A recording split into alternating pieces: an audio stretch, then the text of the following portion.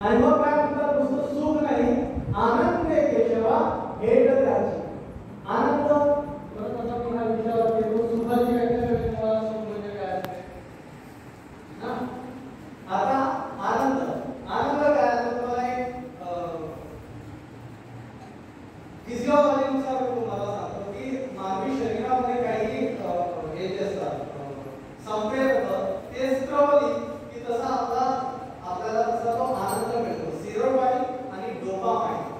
Serotonin आणि dopamine हे संप्रेरक जेव्हा आपल्या शरीरामध्ये स्त्रवतात तेव्हा आपल्याला आनंद मिळतो. आनंद आपल्याला वाटतो.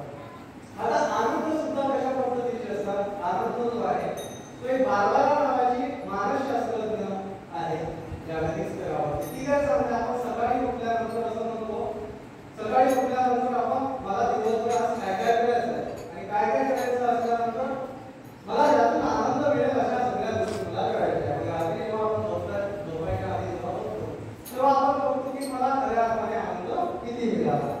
याला म्हणतात आनंदाची हॅपी स्टेट. याला मानसशास्त्राच्या भाषेमध्ये याला हॅपी स्टेट असं म्हणतात. आणि मग एक हॅपी स्टेट नावाची संकल्पना जी आहे जी उपनिषदामध्ये सुद्धा सांगितली आहे आणि सेलिनम नावाचा एक जो मानसशास्त्रज्ञ आहे त्याने सुद्धा सांगितले आहे. त्याचं म्हणणं असं आहे, म्हणजे ती उपनिषदाची कल्पना कशी आहे, अत्यानंद, परमानंद हे जे असते, आपण म्हणतो परमानंद काळी लागली वगैरे वगैरे, ही जी आहे ही म्हणजे आनंदाची अति उत्तम म्हणजे सर्वोच्च आनंद जो आहे ती म्हणजे आनंदाची मोठी अशी मोठा असा काय एक स्टेज आहे, सर्वोच्च बिंदू जो आहे आनंदाचा. आणि मग एक आनंद असतो तो शॉर्ट टर्म असतो आणि दुसरा आनंद असतो तो असा ऑथेंटिक हॅपीनेस. त्याला ऑथेंटिक हॅपीनेस असं म्हणतात. म्हणजे जो दीर्घकाळासाठी टिकून राहतो त्याला त्या आनंदाला म्हणतात ऑथेंटिक, चिरंतन टिकून राहणारा आनंद. सोपं करून सांगतो, एखादी गोष्ट नाश्त्यामध्ये मिळाली आणि त्याने तो नाश्ता केला, तर तो काय सांगतो, असं मला सारखा नाश्ता होता, मन तृप्त झालं, मला आनंद मिळाला, नाही का.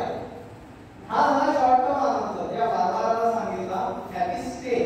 आता हॅपी स्ट्रेट काय असते, स्ट्रेट म्हणजे आपण हे जे आनंद आहे छोटा आनंद असं करून जेव्हा त्याचे मोठं गाठोडं तयार करतो आणि तेव्हा म्हणजे आपण 60व्या वर्षी जेव्हा मागे वळून पाहतो माझ्या आनंदाचे क्षण किती आहे माझ्या आयुष्यामध्ये, तर तेव्हा त्याला प्रत्येक क्षण प्रत्येक गोष्ट जेव्हा आठवते याला म्हणतात ऑथेंटिक आनंद. आणि संतांच्या आयुष्यामध्ये जो आहे तो आनंद कसा असतो, आनंद केशवा भेटताची. म्हणजे केशवाला, केशव म्हणजे कोण, केशव म्हणजे कोण, केशव म्हणजे कोण, आनंद केशवा भेटताची. केशव कोण, आनंद केशवा भेटत. आता पंढरपुरात गेल्यानंतर केशव कोण आहे, पांडुरंग. That's all.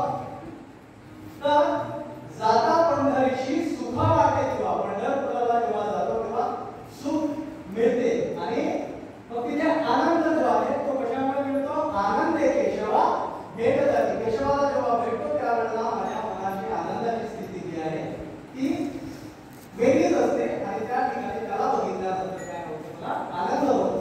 आणि पुढं सांगतात हा आनंद कसा आहे, हे सुख कसं आहे हे महाराज अपंगाच्या दुसऱ्या चरणात सांगतात.